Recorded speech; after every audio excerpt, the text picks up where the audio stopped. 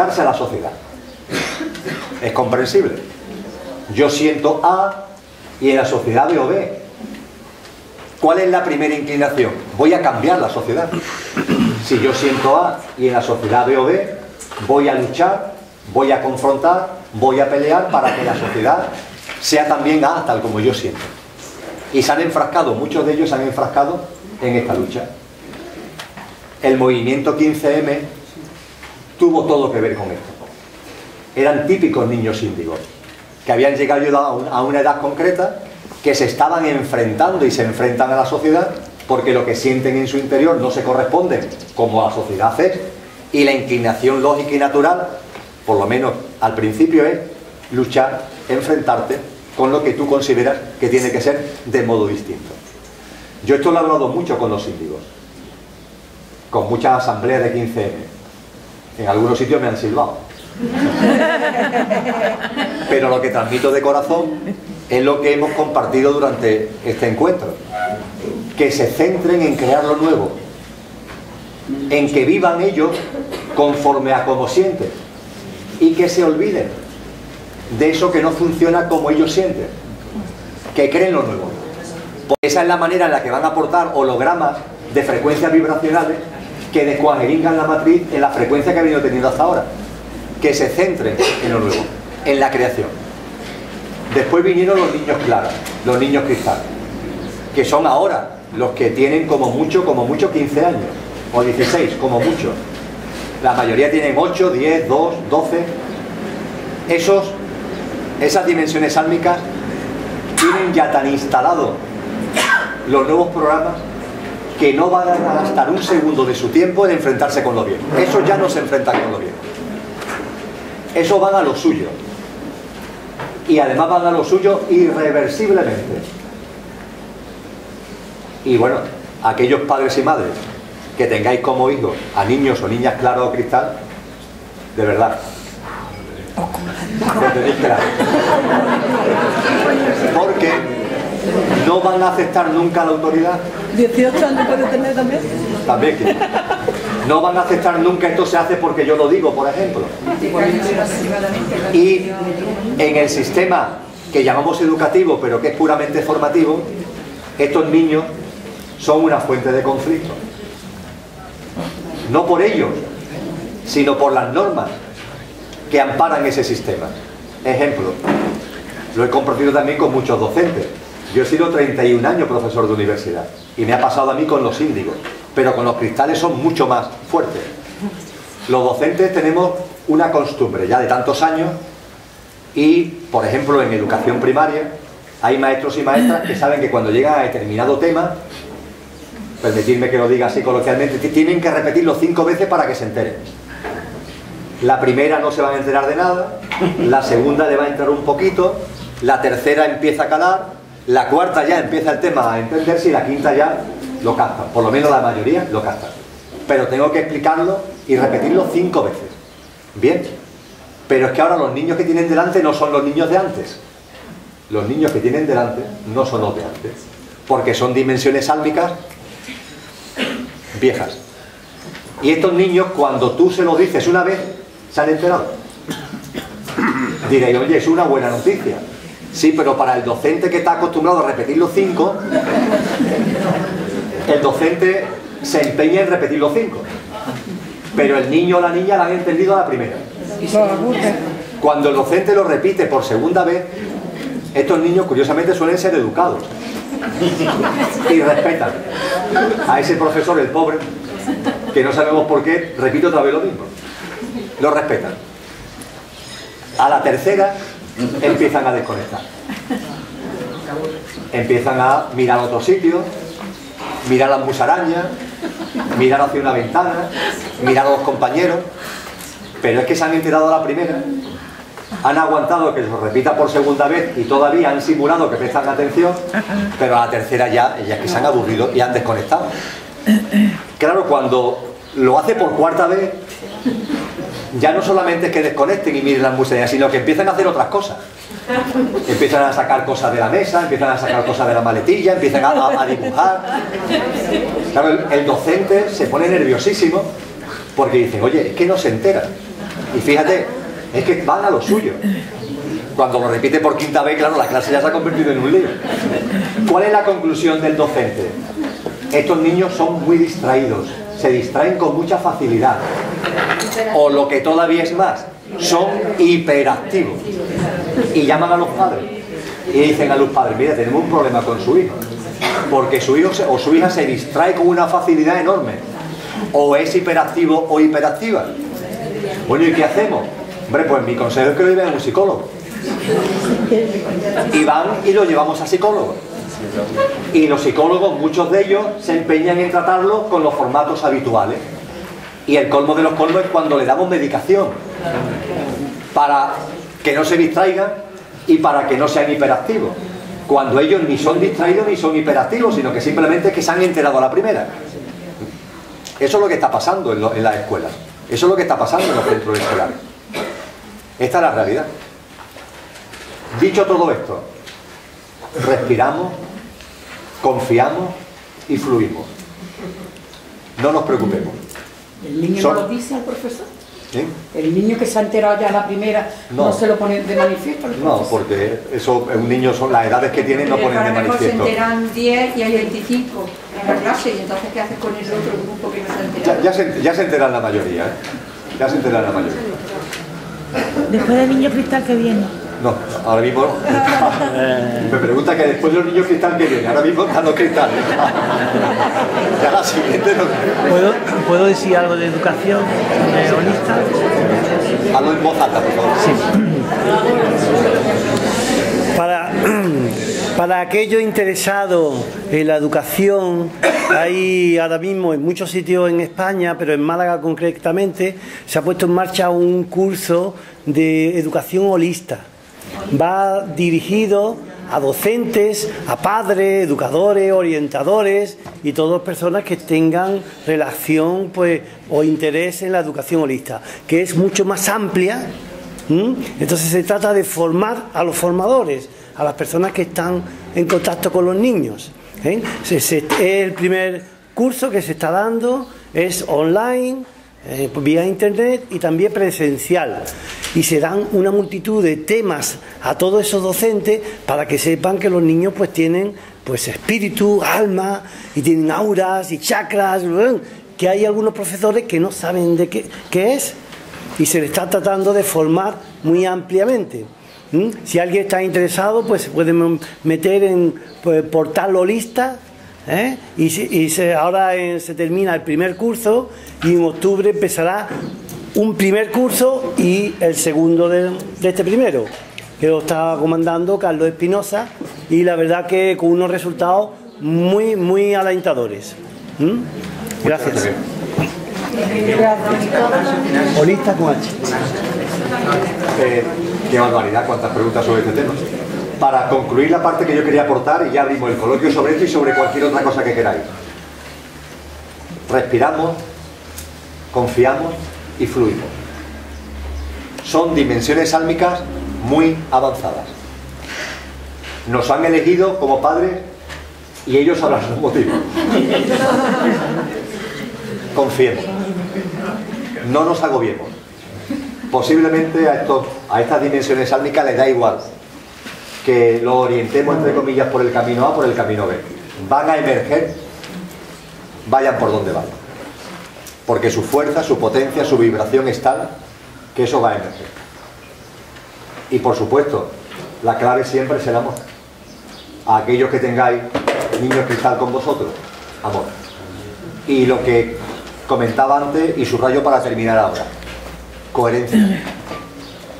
Si antes era importante, si siempre lo ha sido, con estos niños es fundamental. Coherencia. Os pongo un simple ejemplo. Yo hace mucho tiempo que hablo de vida sencilla. Hay un momento determinado en mi vida que la vida sencilla se pone de manifiesto en la ropa. Y como mis hijos, Andrés y Emilio, son varones y empiezan a tener una edad y una talla parecida a la mía, yo hay un momento determinado que dejo de comprarme ropa y utilizo la que ellos han dejado de utilizar. Este jersey, por ejemplo, es de Emilio. Esta camiseta es de Andrés. Estos calcetines son de Andrés.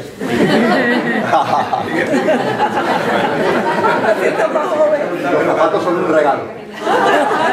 Estos pantalones me los compré yo. No, ya hay poco más, ¿no?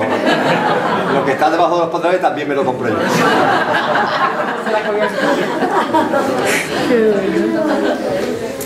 En la medida en que yo no lo hice para darle ejemplo, fijaros, yo lo hice por conciencia. Oye, si aquí hay una ropa que me viene bien, ¿para qué me voy a comprar yo un jersey si hay un jersey que sobra en casa? Pero mis hijos son de una austeridad espectacular hoy día y estoy convencido que se debe a eso. Yo no le he hablado a ellos jamás de la vida sencilla, ni de la austeridad, ni del necesito poco por lo necesito poco, no. Pero en la vida cotidiana lo plasma y eso cala, y eso cala. Si eso siempre ha tenido importancia, con los niños y niñas de ahora tiene muchísimo más. Tendrás poco futuro a la hora de vestir, ¿no? Poco futuro a la hora de vestir. Porque si ellos se embarcan en la austeridad... Ah, sí, claro, también. Cada vez lo tenemos más limitado. Pero hemos aprendido que la ropa dura mucho tiempo, eso sí lo hemos aprendido. Venga, de este tema o de lo que queráis. Alimentación y conciencia y dones y... No, perdón. Hacemos una cosa, vamos barriendo así, en esta dirección. Venga, pues por aquí no hay nadie, tú ven. Alimentación y conciencia y dones y cobro. Dones y cobro. Tener un don y cobrar por hacerlo. Y la alimentación consciente. Bien, alimentación y conciencia y dones y cobrar por los dones. Alimentación y conciencia. Yo no puedo compartir otra cosa que lo que siento.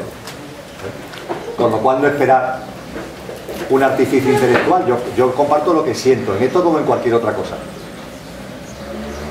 En el proceso conciencial, que es mi experiencia, yo he ido sintiendo la necesidad de ir abandonando la comida animal. La carne. Fue lo primero que sentí. La necesidad de dejar la carne. Y eso después se fue orientando a dejar el pescado y los mariscos. Y poco a poco mi alimentación también dejó los huevos y la leche. Y se fue centrando en una alimentación que yo me enteré después, porque no sabía que ese era el nombre, vegana. Bien, vegana. Esa alimentación vegana surge de mi conciencia, fundamentalmente por el hecho de que me percato de que para la otra alimentación, la alimentación que ingiere carne, la alimentación que ingiere huevo, la alimentación que ingiere leche, la alimentación que ingiere pescado, a los seres vivos que comparten con nosotros el planeta, los estamos martirizando. Los estamos encarcelando, porque los encarcelamos en espacios concretos para que se reproduzcan, porque los estamos manipulando genéticamente, porque le estamos inyectando hormonas. Es decir, porque esa misma manipulación que nos llama la atención que algunos hagan con nosotros, sin embargo, no pasa nada y nosotros nos alimentamos con esa misma manipulación practicada hacia los seres vivos que nos rodean. Y yo eso lo vi como un acto de incongruencia. Y como acto de incongruencia la abandoné y dejé de alimentarme de aquello que provenga del martirio de especies vivas. Bien. Ese es mi camino, pero eso no tiene por qué ser así. Yo eso lo hice porque lo sentí. Que cada uno haga lo que sienta. Me decía la gente, es que esa alimentación no tiene proteínas. Y por tanto te vas a quedar escuálido.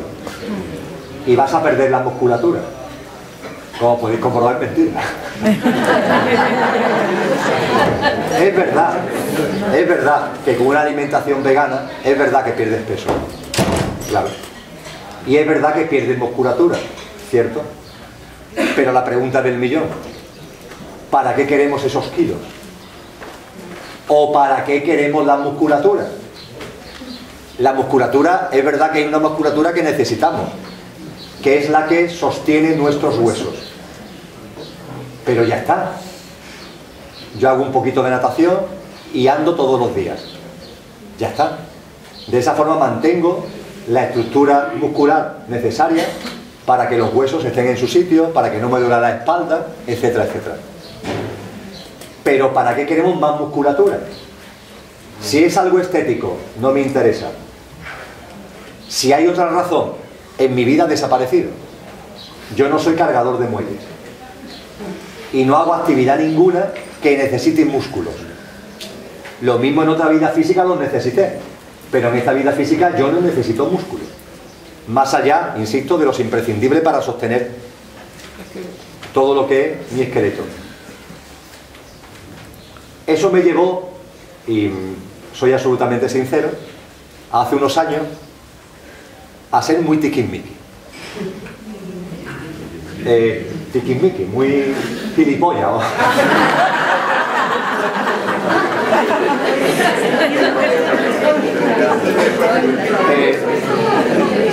Iba a compartir un taller o una charla a algún sitio.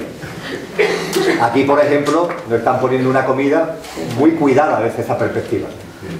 Pero a veces yo voy a sitios, normalmente, como sabéis, aquí por cierto me han pagado el AVE, pero en fin, es una excepción debido a María José, que no quería pelearme con ella.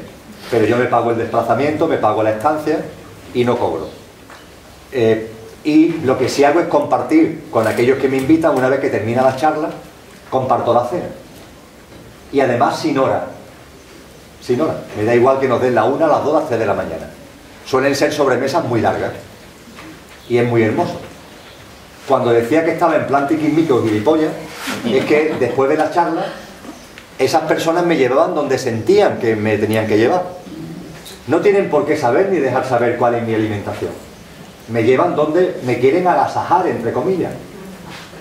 Y claro, cuando me ponían delante manjares con su mejor voluntad, que no encajaban en mi dieta, yo no lo comía. Me percaté de que eso creaba barreras. De que en el compartir ese maravilloso de esa cena y de esa sobremesa, la actitud con lo que yo había iniciado, decir esto no lo como, esto no, bueno, para ver qué le podemos pedir, a ver que venga el camarero, a ver este señor, que el lío que armaba, eso generaba barreras, distanciaba. Y eso lo sentí. Y sentí desde el amor que la alimentación que yo hago en mi casa es la que yo hago en mi casa. Que normalmente es una comida al día a base de arroz, a eso de las 8:30 o 9 de la tarde. Se acabó. Pero cuando viajo, lo que me ponen por delante lo como. Lo que me ponen por delante. Es verdad que en ningún caso me han puesto carne.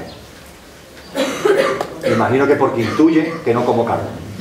Pero, por ejemplo, si ven el vídeo, se lo agradezco de corazón, cuando estuve en A Coruña el pasado 7 de marzo, los que organizaron aquella charla, ¿dónde me van a llevar? A donde ellos consideran que deben llevar a un turista, entre comillas. Pero claro, para agasajarme. Y me llevaron a un sitio donde había eran pues centollos, percebes, mejillones. En ese momento, ¿qué hago? Yo no como esto. Nos tendríamos que haber ido a otro sitio, porque allí nada más cabía eso. ¿Qué es lo que he sentido hace ya algún tiempo por dentro? Que eso lo comparto. Y lo transmuto con amor. Hago una transmutación de amor. Pero, repito, esta es mi experiencia. La comparto como experiencia, pero no como una regla, no como una norma, no como algo que la gente tenga que hacer. Cuando hablo de cosas de mi vida personal me da un poco de corte, porque me he encontrado con gente que dicen yo también voy a comer una vez al día. Esto no tiene nada que ver con el incremento de la frecuencia vibracional de tu alma. Que no porque comas una vez o 5 tu vibración va a aumentar o no va a aumentar, que esto no tiene nada que ver con eso. Ah, el arroz. Tú comes mucho arroz, pues yo voy a comer mucho arroz. No. Yo lo comparto por si os sirve como experiencia compartida en vuestra experiencia compartida. Eso con relación a alimentación y conciencia. Con relación a dones y cobro. Eso es algo que actualmente muchos terapeutas se están planteando. Los dones y talentos, ¿cobro por ellos o no cobro? Y hay más de una persona que me dice, tú no cobras. Pero yo inmediatamente corrijo. Yo no cobro directamente, pero cobro de la providencia. Porque a mí la providencia me paga. Yo puedo ir a los sitios que me llaman porque la providencia me está pagando. No me están pagando aquellas personas con las que comparto, pero me está pagando la providencia. En cuanto que, por arte de Billy Bill Locke, ahora lo he comprendido después de muchos años, hace mucho tiempo yo saqué una oposición de técnico de la Administración General del Estado, hace muchos años. Y como hace muchos años, en carrera administrativa he llegado a un nivel muy alto. Y ese nivel no alto tiene una retribución muy alta. Y esa retribución muy alta me permite hacer lo que hago gratuitamente. Es más, he percibido que en la medida en que lo sigo haciendo gratuitamente, la providencia actúa, y no es broma, para que mis hijos tengan recursos que si no los tuvieran, como padre, lo mismo sentía la necesidad, la obligación, como queramos llamarlo, de una parte de mis recursos dirigirlos a ellos. Con lo cual no tendría para viajar y para moverme como lo hago. Pero la providencia actúa. Mi hijo Andrés cumplió 25 años el 25 de abril. Nadie sabe cómo. Es preparador físico de la selección de fútbol de Letonia. Y no me preguntéis cómo, porque él ni él lo sabe. Él le ha gustado siempre el deporte, hizo la licenciatura de Ciencia del Deporte y al acabarla y en poco tiempo le ofrecen esto. Increíble, a una persona de 24 años, que eso le ha abierto muchas puertas. Y ahora con 25 está metido en multitud de proyectos. Y mi hijo Emilio, recién terminada la carrera, al año y poco empezó ya a trabajar de letrado en una fundación. Y ahí anda el hombre, emancipados por su cuenta. Es como si la providencia, todo lo que hiciera, es para decirme, despreocúpate. Céntrate en compartir tu don y talento y hazlo además de manera desinteresada. Pero ojo, yo tengo a la providencia detrás. Si esa providencia no estuviera actuando por los motivos que fuera, yo no podría dar estos talleres y estas charlas como la doy. Y tendría que cobrar. ¿Eso es malo o es bueno? No es ni malo ni es bueno.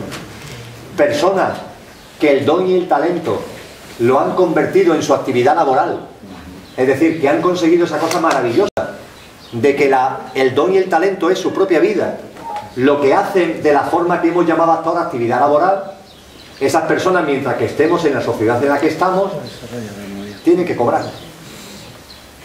Hombre, ahí hay, y no es necesario que yo lo diga, un sentido común. Cobra una cantidad que no haga inviable que los demás compartan tu don y talento. Claro, porque si pones un precio astronómico, no estás compartiendo tu don y talento. Hazlo con una cantidad que sea asequible a esas personas que se acercan a ti. Hay alguien que me ha dicho, ¿y eso cuántos euros son? Y hasta ahí no llego. Utilizar el sentido común. El sentido común de originar unos ingresos que os permitan llevar a cabo una vida sencilla y que no sea un factor de corte para que las personas puedan acceder a vosotros para disfrutar y compartir esos dones y talentos. Pero cobrar no es ni bueno ni malo, depende de las circunstancias de cada uno. Y algo que os puede causar un poquito de extrañeza. En el proceso conciencial y evolutivo, a cada uno nos llega en cada momento el nivel exacto de dinero que requerimos en el proceso conciencial y evolutivo. En euros y en céntimos, a cada uno nos llega en cada momento el nivel exacto de euro que se corresponde con nuestro proceso conciencial y evolutivo. Nada es casual, nada es casual. También el volumen pecuniario que nos llegue, también eso entra dentro de la conciencia. El dinero nos hemos acostumbrado a verlo como algo físico, billetes y monedas, pero eso no es verdad. Cualquier cosa que el ser humano enfoca es energía. Y la energía, el dinero también, es ilimitado. No hay un límite en el dinero, porque es una energía. Y la energía del dinero, como cualquier otra, llega a cada uno en función de nuestro proceso conciencial y evolutivo. El que le lleguen 733,28 € es eso lo que requiere su proceso conciencial y evolutivo. Al que le lleguen 4.420,62 es eso lo que requiere su proceso conciencial y evolutivo. Tampoco esto escapa a la misma regla. Es energía, conciencia, todo tiene su porqué y su para qué, y no hay casualidades en ningún ámbito y tampoco en este. Más cosas. Todo el tiempo me ha venido, mañana me estaba hablando de unas películas y a mí me ha venido a la mente una película que es bastante conocida, A propósito de Henry. ¿A propósito? Sí, la vi hace muchos años. Entonces, tu caso, lo que estás contando me recuerda a esa película. Y a mí me gustaría saber si tu vida anterior a tu accidente, a tu cambio, era muy diferente a lo que haces ahora, o ya eras una persona con bastante tendencia espiritual. ¿Cómo era tu vida antes? Perfecto. Seguimos hablando de mi vida. Lo hago con mucho gusto de corazón. Es que nos vamos y quería agradecer. Muchas gracias. Gracias a ti. Muchas gracias.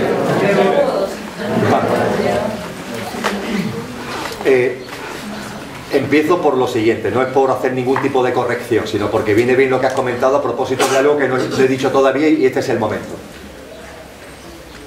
Ya está bien de dualidades. Yo no soy una persona espiritual. Por favor, no. Por favor, no. Yo soy espiritual y mundano espiritual. Extrovertido, introvertido, introvertido, extrovertido. Ni me encasillo en los introvertidos. Hay gente que me dice, es que tú en la introspección, en la meditación... Bueno, porque no me habéis visto de charanga por ahí. Ayer no se me notó demasiado, pero me había acostado a las 3 de la mañana, la noche anterior. Y además de cachondeo, no es que estuviera haciendo ninguna cosa.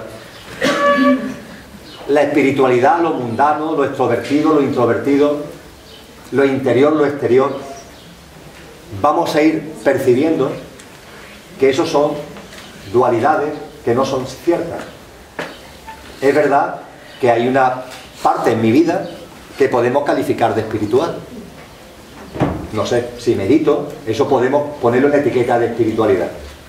O si comparto cosas como la de ahora, estos son charlas entre comillas espirituales. Pero yo no me considero a mí una persona espiritual, porque después tengo mucha vertiente mundana. Entendiendo por mundano no la falta de conciencia, sino que yo lo paso bien, compartiendo con amigas y con amigos. Y lo paso bien, compartiendo una cena. Y bailo sevillano. Y estamos ya en la feria de Sevilla, que comienza el lunes.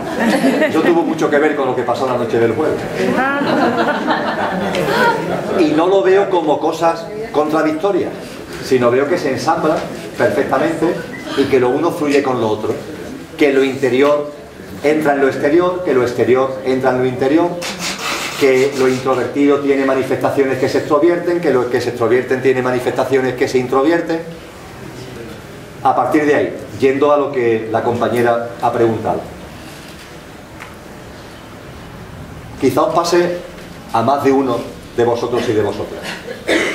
Yo ahora tengo la sensación de que todo lo que ahora estoy recordando no es que lo recordara, sino que lo sabía cuando era niño.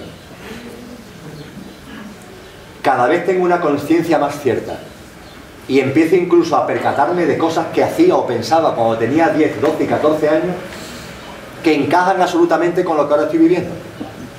Digo, oye, pero si esto es lo que yo ya sentía con 12 años, con 10 años, con 13 años. De edades más tempranas me acuerdo menos, pero con 8, 10, 12 tengo muchos flashes de cosas que son los mismos que ahora siento, lo mismo que ahora vivo. Posteriormente, como nos ha pasado a tantos, entramos en un proceso de lo que es la vida cotidiana, este mundo que nos rodea, esta sociedad. Y bueno, yo empecé a tener una enorme actividad política, enorme, y he estado en actividad política durante muchos años, hasta el año 2008 que la abandoné. Un ser gris amarillo que la habíamos sacado en la puerta de la garaje y que ha salido un tiempo. Gracias, Mario. Yo empecé a tener una actividad política frenética. Por cierto, empecé a militar en movimientos de extrema izquierda, de mucha extrema izquierda. Si alguno está interesado, fuera de cámara, le diré la primera organización a la que yo pertenezco. Terminé la carrera de economía, saqué las oposiciones y compatibilicé la docencia universitaria con las oposiciones y con la actividad política, a veces dedicándole más tiempo a una cosa, menos tiempo a otra, pero esos han sido los 3 elementos de mi vida durante muchos años. En la facultad conocí a María Jesús, vivimos juntos, nos casamos, tuvimos 3 hijos muy pronto. Cuando ella tenía 29 y yo 30 ya teníamos nuestros 3 hijos.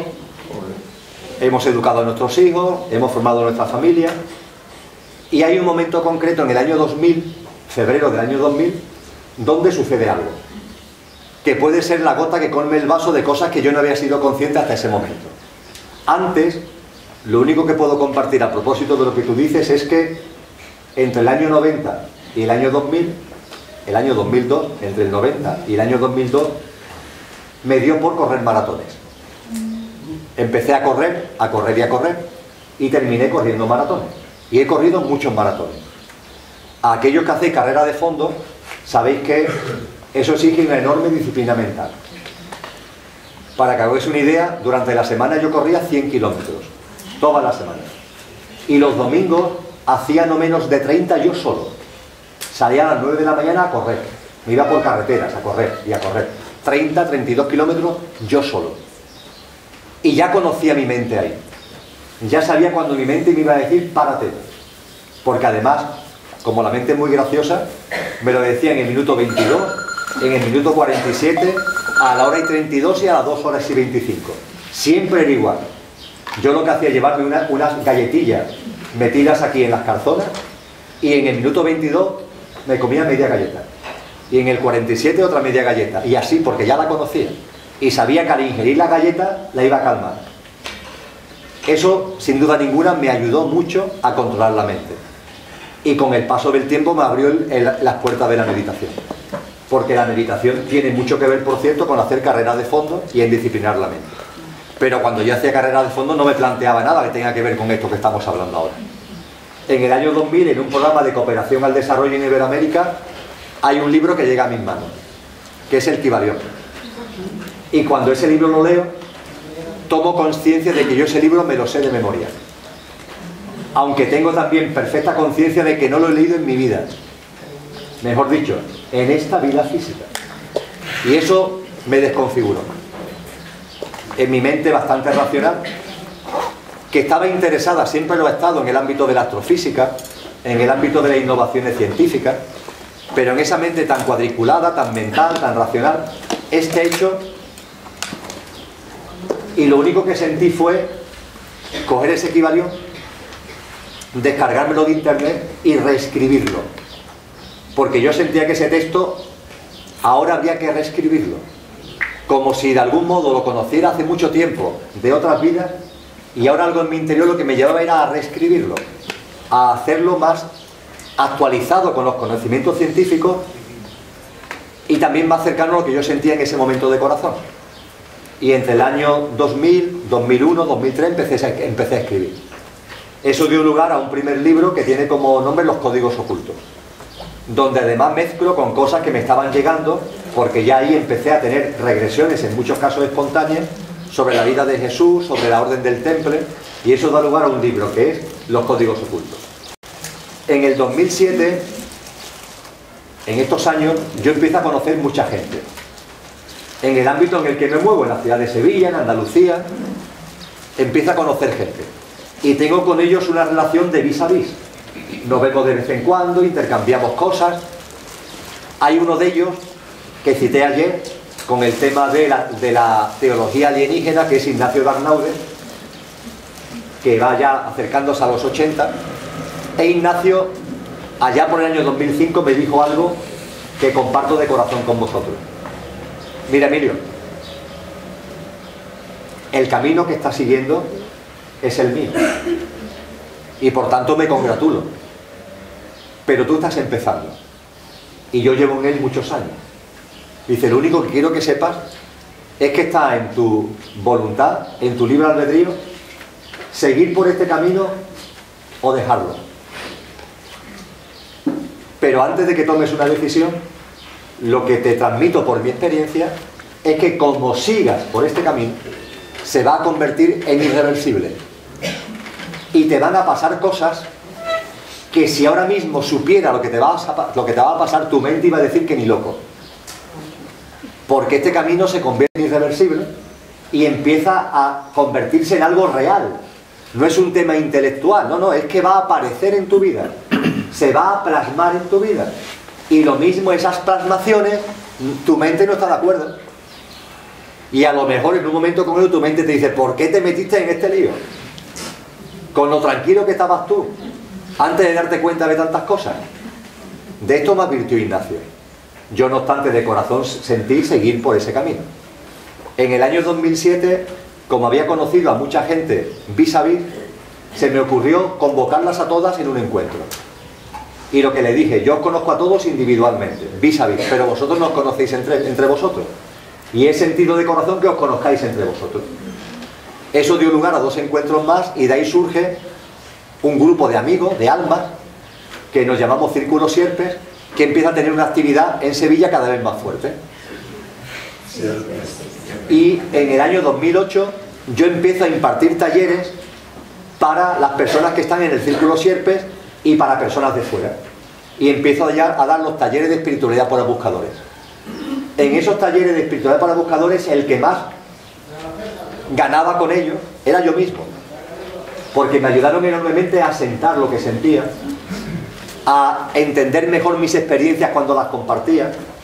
Y estuve durante muchos años, desde el año 2008 hasta el año 2010, eran cada semestre, porque eran 13 sábados consecutivos los cursos, dando estos talleres de espiritualidad para buscadores. Y empecé también a dar conferencias.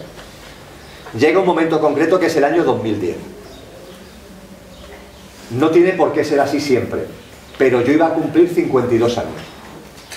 Yo nací el 12 de agosto y el 12 de agosto del 2010 iba a cumplir 52 años. En junio del año 2010, como consecuencia de lo que me había ya anunciado Ignacio de Arnaude, yo había abandonado la actividad política, completamente, contra todo pronóstico.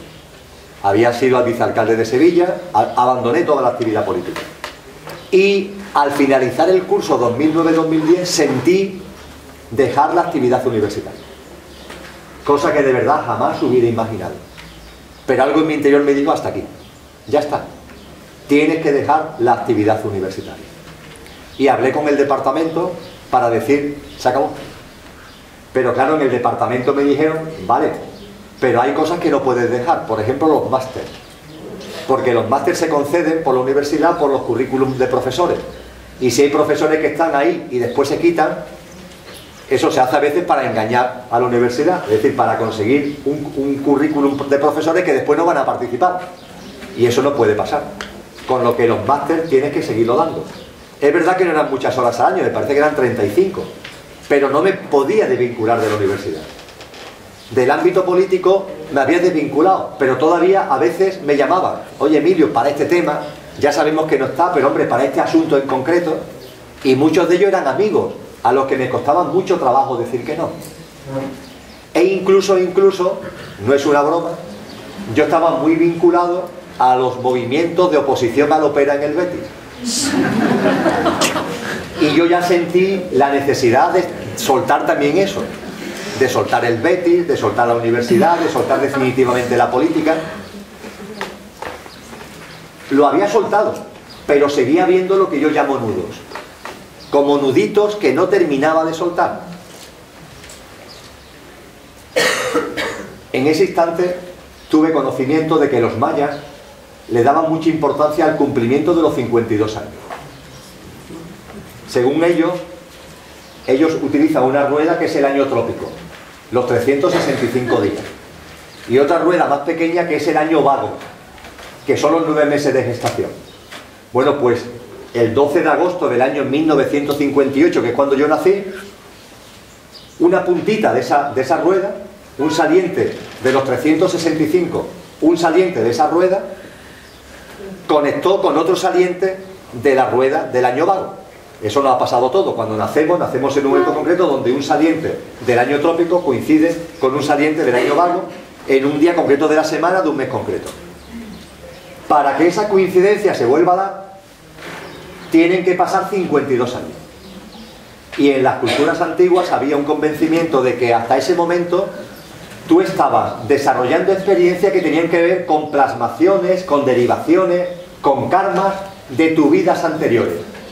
Y que era a partir de los 52 cuando ya eso quedaba atrás y realmente empiezas a plasmar experiencias nuevas que tienen que ver con tu nueva conciencia, que ya no tienen que ver con hilos, con cosas que vengan de antes y que ya actúas en libertad. Yo lo que sentí en ese verano del año 2010 es que en mi vida iba a pasar algo que iba a mandar todo a freír espárragos. Y se produjo lo que se produjo pocos meses después. Ese accidente de noviembre que me llevó a una experiencia cercana a la muerte. Y efectivamente, cuando salí de esa experiencia cercana a la muerte, mi vida era radicalmente otra. En primer lugar, porque los nuditos que quedaban habían desaparecido. Ya nadie se acordaba de mí en ningún sitio. Ya no me llamaban para nada que tuviera que ver con nada de política. Ya en la universidad, por supuesto, después de un curso entero que estuve de baja laboral, ya el tema de que diera la hora del máster ya se habían buscado un sustituto. En el ámbito del Betis ya había entrado un consejo de administración nuevo, ya. Todo eso había...